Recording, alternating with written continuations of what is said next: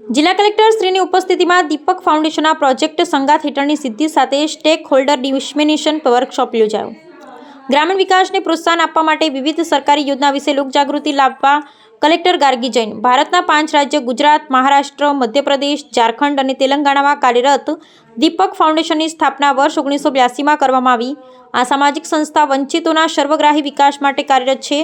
છોટાઉદેપુર શહેરના દરબાર હોલ ખાતે જિલ્લા કલેક્ટર ગાર્ગી જૈનની ઉપસ્થિતિમાં પ્રોજેક્ટ સંગાથ હેઠળની સિદ્ધિઓ રજૂ કરવાના એજન્ડા સાથે સ્ટેક હોલ્ડર ડિસ્મિનેશન વર્કશોપનું આયોજન કર્યું હતું અને દીપક ગ્રુપ ઓફ કંપનીઝના સક્રિય અભિગમની પ્રશંસા કરતા જિલ્લા કલેક્ટરે જણાવ્યું કે ગ્રામીણ વિકાસને પ્રોત્સાહન આપવા માટે વિવિધ સરકારી યોજના વિશે લોકજાગૃતિ લાવી સરકારી યોજનાનો લાભ મેળવવા સુલભતાની મહત્વપૂર્ણ ભૂમિકા પર ભાર મૂક્યો હતો।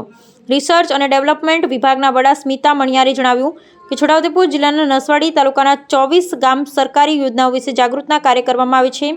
છોટાઉદેપુર જિલ્લામાં 2022થી શરૂ કરેલા પ્રોજેક્ટ સંગાથ હેઠળ અત્યાર સુધીમાં કુલ 4200થી વધુ પરિવારના 13,000થી વધુ લોકોને આવરી લેવામાં આવ્યા છે। 41,000થી વધુ સરકારી યોજના જરૂરી દસ્તાવેજો માટેની અરજી સુવિધા લોકોને આપવામાં આવી। સ્કીમ લિંકેજ દ્વારા લાભાર્થીઓને અંદાજે 760 કરોડથી વધુ રૂપિયાની રકમનું કન્ઝર્વેશન થયું છે।